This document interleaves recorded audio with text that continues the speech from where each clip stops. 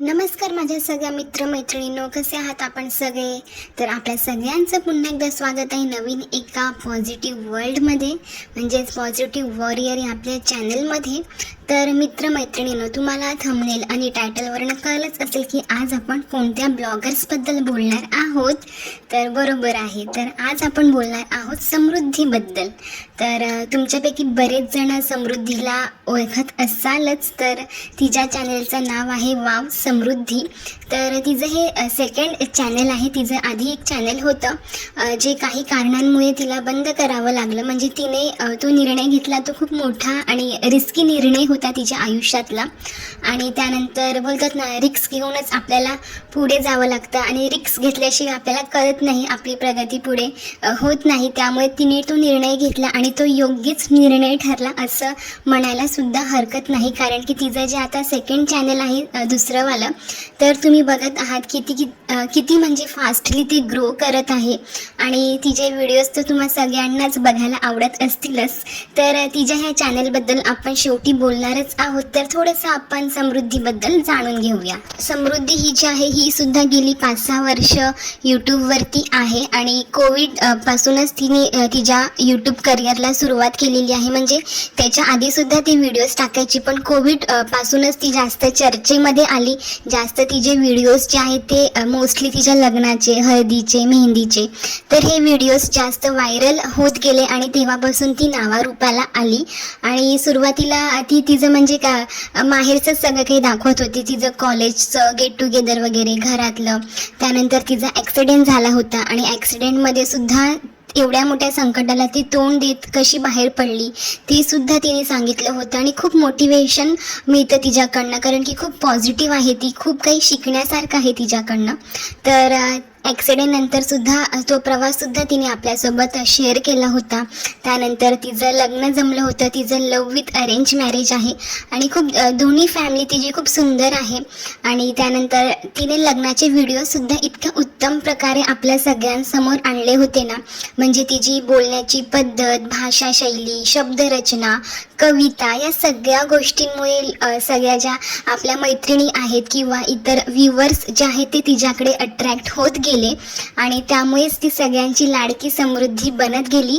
आणि खरंच तिचे लग्नाचे व्हिडिओ इतके सुंदर होते ना, म्हणजे असं वाटत होतं की आपण एक पिक्चरच बघत आहोत, एक चित्रपटच आपण बघत आहोत. कारण की पूर्ण स्टार्ट टू एंड अगदी सुंदर असं एडिटिंग, त्यानंतर तिचे जे शब्द, तिच्या कविता, यामुळे खूप ते व्हिडिओ व्हायरल होत गेले आणि लोकांनी खूप पसंतसुद्धा केले ते व्हिडिओ. आणि त्यानंतर खऱ्या अर्थाने तिची ओळख जी आहे ती निर्माण व्हायला सुरुवात झाली होती. पण म्हणतात ना, कोणाची तरी नजर लागते, तर तसंच काही तिच्या बाबतीत झालं. जसं तिचं लग्न झालं तसं कोविड जे आहे ते स्टार्ट झालं, कोरोना. आणि त्या काळातच तिच्या घरावरती सुद्धा खूप मोठं संकट आलं. कारण की तिच्या घरामध्ये सुद्धा सगळ्यांना सासरी कोविड झालं होतं आणि तिलासुद्धा कोविड जे आहे ती पॉझिटिव्ह आली होती. आणि या सगळ्यांमुळे तिने म्हणजे तिचे व्हिडिओज जे आहे ते येणं बंदच झालं होतं. जवळजवळ 1-1.5 महिना ती व्हिडिओज टाकू शकली नव्हती. आणि त्यानंतर तिची वटपौर्णिमासुद्धा अतिशय म्हणजे म्हणतात ना, एक नव्या नवरीचं स्वप्न असतं. आपले जे काही वर्षभराचे पहिले सण असतात ते अगदी मेमोरेबल असावेत असं प्रत्येक नवरी मुलीला वाटत असतं.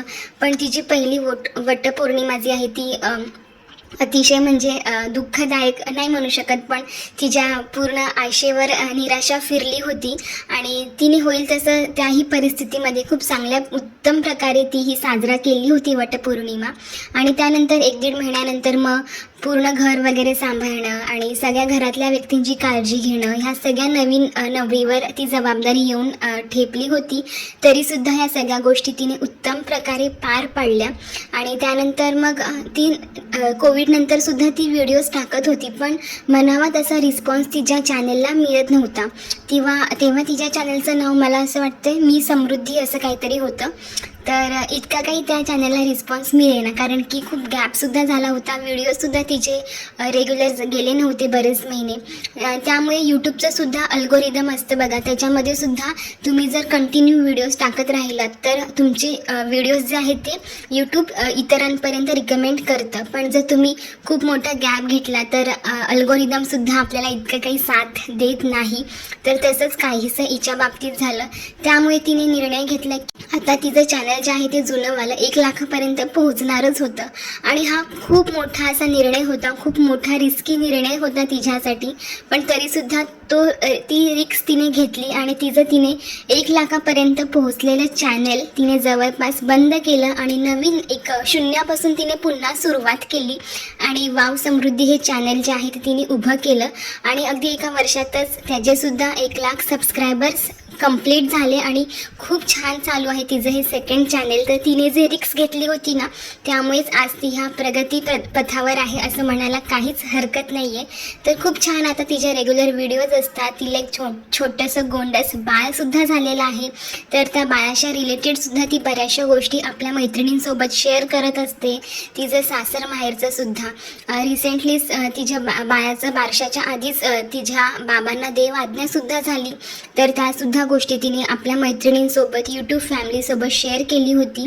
तर खरंच खूप म्हणजे मोटिवेशन मिळतं तिला बघून, तिचे शब्द ऐकून. खूप पॉझिटिव्ह आहे ती आणि त्याचबरोबर ती नेहमी सांगत असते की जरी तिने तिच्या आयुष्यामध्ये लहानपणापासून जे काही दुःख बघितलेलं आहे, जे काही सहन केलेलं आहे, त्यामुळेच ती इतकी स्ट्रॉंग बनत आहे, घडत आहे आणि इथून पुढे सुद्धा ती अशीच आयुष्यामध्ये स्ट्रॉंग राहणार आहे. तर मित्रमैत्रिणींनो, आपल्या ह्या समृद्धीला सुद्धा या रोस्टर्स मावशांनी काही सोडलं नाही बघा. हिच्यासुद्धा मागे हे लोक हात धुवून लागलेले आहेत. म्हणजे जसं आता इतर ब्लॉगर्सबद्दल मी ऑलरेडी बोललेली आहे, त्यांच्यावरती मी व्हिडिओज केलेले आहेत. तर त्यांच्याप्रमाणेच वीकली 1-2 तरी हिच्यावरती व्हिडिओज यांचे असतातच असतात. म्हणजे कितीही पॉझिटिव्ह लोक असू दे, कितीही चांगली पॉझिटिव्हिटी त्यांनी स्प्रेड करू दे, तरीसुद्धा ते लोक त्यांना नावं ठेवणारच, त्यांच्याबद्दल वाईट साईड बोलणारच. आता माझ्याबद्दल पण बोललं जातं की आली आहे मोठी कपटी योद्धा, ही पण कॉपी करते. तुमचं निगेटिव्हिटी मी अजिबात कॉपी करत नाही. मी फक्त पॉझिटिव्ह गोष्टी दाखवण्याचा प्रयत्न करते. ब्लॉगर्सबद्दल मी पॉझिटिव्ह बोलते. हां, आणि जिकडे मला असं वाटतं की त्यांचं काही चुकत आहे तर ते सुद्धा मी नक्कीच बोलणार आहे. पण तुमच्यासारखं निगेटिव्हिटी मी पसरवण्याचं काम तर अजिबातच करत नाही आणि तुमची कॉपी करण्या इतपत काही मी अगदी खालच्या लेवलला गेलेली नाहीच आहे, कळलं? तर चला आता ह्या मावशा लोकांनी हिलासुद्धा म्हणजे बालबुद्धी अगदी म्हणजे वेगवेगळी हिला टोपण नावं दिलेली आहेत. म्हणजे इतकी ती सुशिक्षित आहे, सुसंस्कृत घराण्यातील आहे, तिचे आईवडील शिक्षक आहेत. तीसुद्धा अगदी वेल एज्युकेटेड आहे. ती कॉलेजमध्ये ॲज अ प्रोफेसर म्हणून जॉब तिने केलेला आहे. आता तिला नाही वाटलं पुढे जॉब कंटिन्यू करावा. यूट्यूबमध्ये तिला तिचं करिअर दिसलं, त्यामुळे ती वळली या क्षेत्राकडे. तर त्यात चुकीचं काय आहे? तर या गोष्टीवरनं सुद्धा तिला ट्रोल केलं गेलं की एक जणाची सीट गेली, हिला काय कळतं की नाही, हिचं काय मन थाऱ्यावर आहे की नाही, एवढं चांगलं तिने जॉब सोडून ह्या क्षेत्रामध्ये ती आली. अरे, प्रत्येकाला कळतं त्याच्या आयुष्यामध्ये चांगलं काय आहे, वाईट काय आहे आणि प्रत्येकाला निर्णय घेण्याचा हक्क आहे स्वतःच्या करिअर संबंधी, स्वतःच्या आयुष्यासंबंधी. त्यासाठी तुम्ही बोलणारे कोण आहात? हां. आणि त्याचबरोबर तिला सांगितलं जातं की खूप गबाळ राहते ती, वयाने जरी ती आता तरुण आहे पण ती अगदी काकूबाईंसारखी बोलत राहते, काकूबाईंसारखी ती वागते, काकूबाईंसारखी तिचं राहणीमान आहे. अरे, म्हणजे तिने लहानपणापासून जे काही सहन केलेलं आहे, तिने एका शोमध्ये तिने सांगितलंसुद्धा होतं की काय काय प्रसंग तिने आपल्या आयुष्यामध्ये अनुभवलेले आहेत, तिच्या वडिलांच्या आजारपणाच्या बाबतीत म्हणा किंवा घरातील इतर गोष्टी म्हणा. आता तेव्हा ती लहान होती आणि आपल्या बालमनावर त्याचा कितपत खोलवर परिणाम होऊ शकतो ना, हे त्या बालकाला, त्या व्यक्तीलाच माहिती असतं. आणि प्रत्येक व्यक्ती ही स्पेशल असते, युनिक असते. आपल्या बालपणाचा, आपल्या लहानपणाचा काही असे प्रसंग जर आपल्यावरती आले किंवा आपण बघितले, अनुभवले, तर त्याचा खोलवर परिणाम हा प्रत्येक व्यक्तीवरती हा वेगवेगळा दिसून येत असतो आणि त्यातनंच ती घडत गेली, बनत गेली आणि त्या सगळ्या गोष्टीला, त्या सगळ्या प्रसंगांना तिने अगदी तोंड दिलेलं आहे आणि त्यातनं ती बाहेर पडलेली आहे. तर ही खूप पॉझिटिव्ह गोष्ट आहे तिच्याकडनं घेण्यासारखी. कारण की आपण बघू शकतो आपल्या समाजामध्ये अजूनही असे कितीतरी लहान मुलं आहेत जे रोजच घरामध्ये कौटुंबिक हिंसा बघत असतात. आईला मारझोड करणं किंवा एखादे व्यसनी गेलेले वडील असतात, ते येऊन घरामध्ये कुठच्याही प्रकारची आर्थिक मदत न करता उलट पत्नीला मारझोड करून तिने कमवलेला पैसा घेणं किंवा शारीरिक आणि मानसिक अत्याचार करणं. मुलांनासुद्धा या गोष्टी फेस कराव्या लागतात. म्हणजे इतक्या खालच्या लेवलचे लहान मुलं खूप ठिकाणी बघत असतात, सहन करत असतात, तर त्यांच्या मनावर कितपत खोलवर परिणाम होत असतो हे तुम्ही नाही समजू शकणार कधीच. त्याचबरोबर असेही काही लहान मुलं असतात ज्यांच्या घरामध्ये सगळं काही छान आहे, पैसा आहे, शिक्षण आहे, सगळं आहे, पण त्यांच्या घरामध्ये काही आजारपण असेल किंवा इतरही अजून काही बऱ्याचशा गोष्टी असतात प्रत्येक फॅमिलीमध्ये, तर त्याचासुद्धा परिणाम त्यांच्या बालमनावर हा होऊ शकतो. आणि तिच्या मनावरती सुद्धा त्या गोष्टी खूप खोलवर रुजल्या गेल्या होत्या आणि पण त्या सगळ्या गोष्टींना तिने बाहेर काढलेलं आहे. तिने एका व्हिडिओच्या माध्यमातून सुद्धा सांगितलं होतं की ती या सगळ्यातनं बाहेर कशी आलेली आहे. तुम्ही तो व्हिडिओ बघितला नसेल तर नक्की बघा.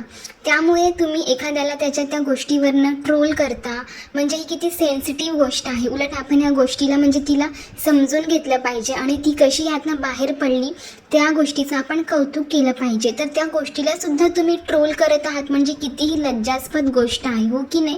म्हणजे तुम्ही तिला म्हणजे तिचं कौतुक करण्याऐवजी, तिला प्रोत्साहन देण्याऐवजी तुम्ही तिला एकदम असं खालच्या लेवलची आहे आणि किती स्वतःला शहाणी समजते, ही अशीच आहे, हिच्या डोक्यावरच परिणाम झालेला आहे, असे शब्द वापरता म्हणजे तुमच्यामध्ये माणुसकी काहीच उरली नाही आहे ना, हेच यातनं समजून येतं. आणि वारंवार हे सुद्धा बोललं जातं की ती वेगवेगळ्या सलूनचे, ब्युटी पार्लरचे प्रमोशन करत राहते, प्रोडक्टचे प्रमोशन करत राहते. तुम्हाला तर माहितीच आहे प्रमोशन काय असंच उल्लू पुल्लूला, ऐऱ्या गेऱ्याला अजिबात देत नाहीत. प्रमोशन मिळवण्यासाठी सुद्धा आपल्याला स्वतःची एक लेवल बनवावी लागते, लायकी निर्माण करावी लागते आणि तिने स्वतःला ती बनवलेलं आहे, स्वतःला तिने ते सिद्ध केलेलं आहे. तिने खूप स्ट्रगल केलेलं आहे, हार्डवर्क केलेलं आहे, त्यामुळे तिला इतकी छान अशी लाखांच्या वरती यूट्यूब फॅमिली मिळाली आहे आणि त्यामुळेच तिला हे प्रमोशन जे आहेत ना वेगवेगळ्या ब्रँडचे, मोठ्या मोठ्या सलूनचे, ब्युटी पार्लरचे ते तिला मिळत आहेत. कळलं का? ते असंच नाही कुणाला मिळत. आणि तुम्हाला जर तिचे प्रमोशनचे व्हिडिओ बघायचे नसतील ना तर तुम्ही स्किप करत जा. तुम्हाला कोणी जबरदस्ती केली की ते सगळे प्रमोशनचे व्हिडिओज तुम्ही सुद्धा बघा. हार्डली 1-2 मिनटाचे असतात ते, तुम्ही स्किप करून पुढे जाऊ शकता किंवा पूर्णच जर एखादा मोठा व्हिडिओ असेल प्रमोशनचा तर तुम्ही तो अजिबात बघू नका, तुम्ही दुसरा व्हिडिओ बघा, हो की नाही. आणि वारंवार तिला हे पण बोललं जातं की ती घरामध्ये काही काम करत नाही, सासूबाईच तिच्या नेहमी काम करताना दिसतात आणि मुलं सांभाळायला सुद्धा तिने बाई लावलेली आहे. म्हणजे अजूनही तुम्ही त्याच कुचकट विचारांच्या आहात की एका सुनेने, एका स्त्रीने घरातच राबलं पाहिजे, सतत तिने चुली पुढेच दिसलं पाहिजे, मुलांना सांभाळताना दिसलं पाहिजे. म्हणजे की तिने जग किती पुढे गेलं, किती स्त्री पुढारलेली असू दे, करिअरच्या अगदी चांगलं तिने करिअर घडवलेलं असू दे, तरीसुद्धा तुम्ही आजही स्त्रीला चुली पुढेच बघणं पसंत करताच. याच किचकट विचारांच्या तुम्ही आहात, हो की नाही. आणि नेहमी तिला कामावरनं बोललं जातं, बच्चा दिखाव, पैसा कमाव, ती ह्या सगळ्या गोष्टी करते. अरे म्हणजे तिचं मूल आहे आणि प्रत्येक आईला कळतंच आपल्या बाळाची योग्य ती काळजी कशी घ्यायची, आपल्या बाळासाठी चांगलं काय वाईट आहे हे जगामध्ये सगळ्यात जास्त आईशिवाय कोणालाही कळत नाही. त्यामुळे उगाचच तुम्ही तिकडे तुमच्या अकलेचे घोडे नका पाजवू की ती आई चांगली आई नाही आहे, ती मुलाला दाखवून पैसे कमवत आहे. तुम्ही आधी तुमच्या मुलाबाळांकडे लक्ष द्या आणि त्यानंतर इतर ब्लॉगर्सच्या मुलाबाळाबद्दल तुम्ही बोला. तर शेवटी समृद्धी, तुला इतकंच सांगायचं आहे की तू खरंच खूप उत्तम काम करत आहेस. तुझे व्हिडिओज खरंच खूप छान असतात, एंटरटेन करतात सगळ्यांना, पॉझिटिव्हिटी तू स्प्रेड करत असते.